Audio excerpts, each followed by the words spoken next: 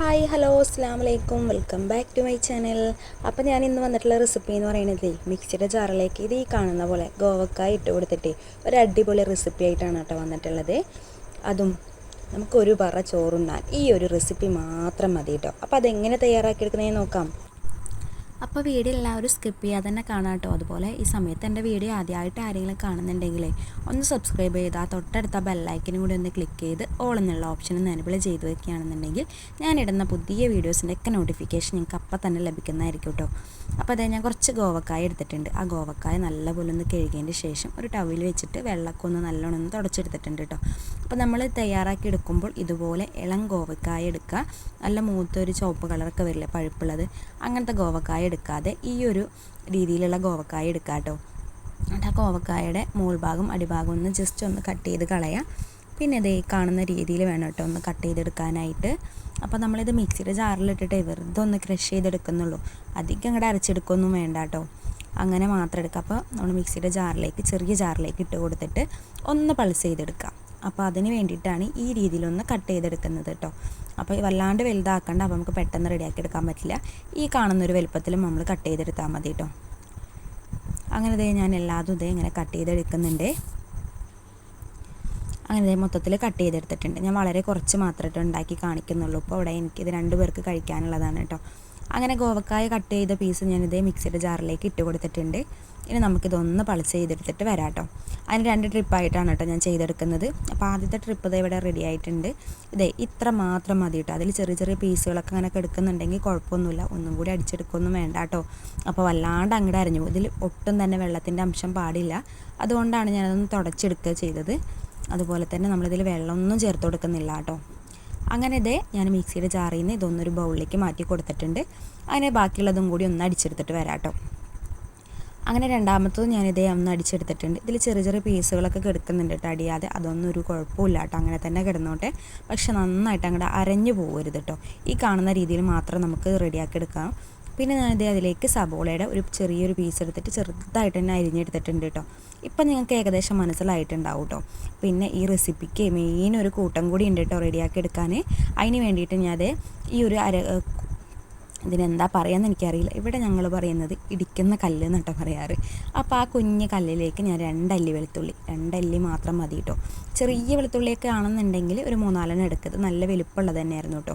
അതിലേക്ക് ഒരു 1/4 ടീസ്പൂൺ നല്ല ജീരകവും ഒരു 1/4 ടീസ്പൂൺ മുളക് പൊടിയും കൂടി ചേർത്തിട്ട് നല്ലപോലെ ഒന്ന് ഇടിച്ച് ചതച്ച് അവിടെ മാറ്റി വെച്ചിട്ടുണ്ട് കേട്ടോ.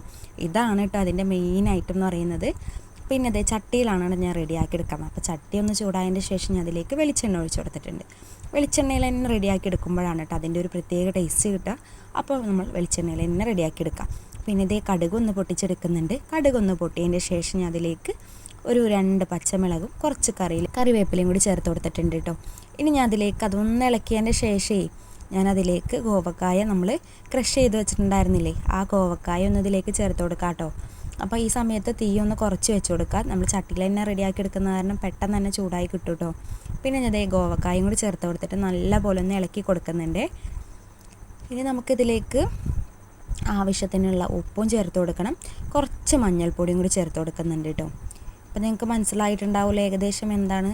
നമ്മളിവിടെ ഗോവക്കായുടെ തോരനാണ് കേട്ടോ ഉണ്ടാക്കിയെടുക്കുന്നത്. ഒരു വെറൈറ്റി തോരനാണ് കേട്ടോ ഇത് ഉണ്ടാക്കിയെടുക്കുന്നത്. നല്ലൊരു ടേസ്റ്റാണ് ഈ തോരന്. അപ്പോൾ ഞാൻ അതിലേക്ക് കുറച്ച് 1/4 ടീസ്പൂൺ മഞ്ഞൾപ്പൊടി ചേർത്ത് കൊടുത്തിട്ടുണ്ട്. പിന്നെ ആവശ്യത്തിനുള്ള ഉപ്പ് പൊടിയും കൂടി ചേർത്ത് കൊടുക്കുന്നുണ്ട്. ഇനി നമുക്ക് നല്ലപോലെ ഒന്ന് ഇളക്കിയതിൻ്റെ ശേഷം ഇതിലേക്ക് വെള്ളമൊന്നും ചേർത്ത് കൊടുക്കണ്ട കേട്ടോ. അതുകൊണ്ടാണ് ഞാൻ പറഞ്ഞത് നമ്മൾ ഇത് നല്ലപോലെ അങ്ങോട്ട് അരച്ചെടുക്കേണ്ട ആവശ്യമില്ല. ജസ്റ്റ് ഒന്നിങ്ങനെ ക്രഷ് ചെയ്തെടുത്താൽ മാത്രം മതി കേട്ടോ മിക്സിയുടെ ജാറിലേക്ക് ഇട്ടിട്ട്. അങ്ങനെ ഞാൻ ഒന്ന് മിക്സ് ചെയ്തതിന് ശേഷം ഇതൊന്ന് അടച്ച് വെച്ചിട്ട് ഒരു 2 മിനിറ്റ് ഒന്ന് കഴിയുമ്പോൾ ഒന്ന് തുറന്ന് നോക്കുന്നുണ്ട് കേട്ടോ. അപ്പോൾ നമ്മളിതിൽ വെള്ളമൊന്നും ചേർക്കാത്ത കാരണം കൊണ്ട് തന്നെ നമ്മൾ ഇടയ്ക്കൊന്ന് തുറന്ന് ഇളക്കിയൊക്കെ കൊടുക്കണം കേട്ടോ, അല്ലെങ്കിൽ പെട്ടെന്ന് തന്നെ അടി പിടിക്കും കേട്ടോ. അപ്പോൾ ഞാനിത് ചട്ടിയിലാണ് റെഡിയാക്കുന്ന കാരണം തീ നല്ല പോലെ തന്നെ കുറച്ച് വെച്ചിട്ടാണ് കേട്ടോ ഇതൊന്ന് കുക്ക് ചെയ്തെടുക്കുന്നത്. അങ്ങനെ ഒരു 2 മിനിറ്റ് ഒന്ന് വെന്തതിന് ശേഷം ഞാൻ അതിലേക്ക് സബോള ചേർത്ത് കൊടുക്കുന്നുണ്ട്. ഈ ഒരു സമയത്ത് നമ്മളിതിലേക്ക് സബോള ചേർത്ത് കൊടുക്കാൻ പാടുള്ളൂ കേട്ടോ. ആദ്യം തന്നെ വഴറ്റുന്ന സമയത്ത് നമ്മൾ ചേർത്ത് കൊടുക്കാൻ പാടില്ല. ഈ സബോളയൊക്കെ ഒന്ന് കടിക്കുമ്പോഴാണ് കേട്ടോ ഈ ഒരു തോരൻ്റെ ഒരു ടേസ്റ്റ് എന്ന് പറയുന്നത്. അങ്ങനെ അതും കൂടി ചേർത്തതിന് ശേഷം ഒന്ന് മിക്സ് ചെയ്തെടുത്തതിന് ശേഷം ഞാൻ ഇതും ഒന്നും കൂടി ഒന്ന് ഇളക്കി ഇതേപോലെ ഒന്ന് അടുപ്പിച്ച് വെച്ചതിന് ശേഷം ഞാൻ അതൊന്ന് അടച്ച് വെക്കുന്നുണ്ടേ. അങ്ങനെ അടച്ച് വെച്ച് ഒരു 2 മിനിറ്റും കൂടി ഒന്ന് കുക്ക് ചെയ്തതിന് ശേഷം ഇപ്പോൾ ഒരു 3/4 ഭാഗം കുക്കിംഗ് കഴിഞ്ഞിട്ടുണ്ട് കേട്ടോ. ഇനി നമ്മളതിലേക്ക് ചേർത്ത് കൊടുക്കാൻ പോകുന്നത് നേരത്തെ ഞാൻ പറഞ്ഞില്ലേ മെയിൻ ഒരു കൂട്ടുണ്ടെന്ന്, ആ ഒരു കൂട്ടമാണ് ഇതിലേക്ക് ചേർത്ത് കൊടുക്കുന്നത്. ഇവിടെ മുളക് പൊടി, നല്ല ജീരകവും വെളുത്തുള്ളിയൊക്കെ കൂടി ഒന്ന് ചതച്ചെടുത്തതാണ് കേട്ടോ. അതൊന്ന് ചേർത്ത് കൊടുത്ത് ഇനി നല്ലപോലെ ഒന്ന് മിക്സ് ചെയ്തെടുക്കാം. അപ്പം നമ്മളിത് ചേർത്ത് കൊടുക്കുന്ന ഒരു 3/4 ഭാഗം വേവാവുന്ന ടൈമിലാണ് കേട്ടോ ഈ മുളക് പൊടിയും നല്ല ജീരകവും വെളുത്തുള്ളിയൊക്കെ ഒന്ന് ചതച്ചത് ചേർത്ത് കൊടുക്കുന്നത്. അപ്പോൾ ഈ വെളുത്തുള്ളിയും എല്ലാം നല്ല ജീരകവും ഒക്കെ എല്ലായിടത്തും എത്തുന്ന രീതിയിൽ നല്ല പോലെ തന്നെ മിക്സ് ചെയ്ത് കൊടുക്കാം കേട്ടോ. ഈ ടൈമിൽ ഉപ്പൊക്കെ കുറവാണെന്നുണ്ടെങ്കിൽ നമുക്ക് ഉപ്പും കൂടി ചേർത്ത് കൊടുക്കാം കേട്ടോ. അങ്ങനെ ഇത് എല്ലാതും ഒന്ന് മിക്സ് ചെയ്തെടുത്തിട്ടുണ്ട്. ഇനി ഇതും നമുക്കൊന്ന് അടച്ച് വെച്ചിട്ട് വെറും 1 സെക്കൻഡ് അല്ലെങ്കിൽ 2 സെക്കൻഡൊക്കെ മതി കേട്ടോ. ഇനി നമുക്ക് വേവിക്കാനായിട്ട് അധികം നമുക്കിനി ഇത് വേവിക്കൊന്നും വേണ്ട. പിന്നെ ഗോവക്ക ആയ കാരണം തന്നെ പെട്ടെന്ന് തന്നെ വെന്ത് കിട്ടും കേട്ടോ. പിന്നെ നമ്മളിത് ക്രഷ് ചെയ്തിട്ടാണല്ലോ ഇതൊന്ന് വേവിച്ചെടുക്കുന്നത്, അപ്പോൾ പെട്ടെന്ന് തന്നെ വെന്ത് കിട്ടുകയും ചെയ്യും കേട്ടോ. അങ്ങനെ ഇതേ നമ്മുടെ ഗോവക്കായ തോരൻ ഇവിടെ റെഡി ആയിട്ടുണ്ട്. വെറൈറ്റി ഒരു ഗോവക്കായ തോരനാണ് കേട്ടോ ഞാനിന്ന് റെഡിയാക്കി എടുത്തത്. അപ്പോൾ ഇതുപോലെ നമ്മൾ ഗോവക്കായ കഴിക്കാത്ത കുട്ടികൾക്കൊക്കെ ഇതുപോലെ ഉണ്ടാക്കി കൊടുക്കുകയാണെന്നുണ്ടെങ്കിൽ എന്തായാലും ഇഷ്ടപ്പെടും കേട്ടോ. വേറെ ഒന്നല്ല, ഇതിലത്തെ ആ ഒരു നല്ല ജീരകത്തിൻ്റെ വെളുത്തുള്ളിയുടെയൊക്കെ ഒരു സ്മെല്ലുണ്ടല്ലോ, ഒരു പ്രത്യേക സ്മെല്ലാണ് കേട്ടോ. നമ്മളിത് അടച്ച് വെച്ചിട്ടൊന്ന് തുറന്നെടുക്കുമ്പോൾ ഒരു ആവി വരുമ്പോൾ ഒരു സ്മെല്ലുണ്ടല്ലോ, നല്ല സ്മെല്ല്. ഇത് നമുക്ക് ആ സ്മെല്ലടിക്കുമ്പോൾ തന്നെ ഇത് നമുക്ക് കഴിക്കാനായിട്ട് തോന്നും കേട്ടോ. അപ്പോൾ ചോറുണ്ണാനായിട്ട് വേറെ ഒന്നും ആവശ്യമില്ല, ഈ ഒരു തോരൻ മാത്രം മതി കേട്ടോ ചോറുണ്ണാനായിട്ട്. അപ്പോൾ ഇതുപോലെ ചെയ്ത് നോക്കാത്തവരുണ്ടെങ്കിൽ എന്തായാലും ഒന്ന് ട്രൈ ചെയ്ത് നോക്കാം കേട്ടോ. നല്ല ടേസ്റ്റി ആയിട്ടുള്ളൊരു വെറൈറ്റി ആയിട്ടുള്ളൊരു തോരൻ്റെ ഈ റെസിപ്പി എല്ലാവർക്കും ഇഷ്ടപ്പെട്ടിട്ടുണ്ടാവും എന്ന് വിചാരിക്കുന്നു കേട്ടോ. നമ്മുടെ ചാനലിൽ ഇതുപോലത്തെ കുറേ റെസിപ്പികളൊക്കെ ഉണ്ട്, അത് കാണാത്തവർ അതും ഒന്ന് കയറി കണ്ട് സപ്പോർട്ട് ചെയ്യുക കേട്ടോ.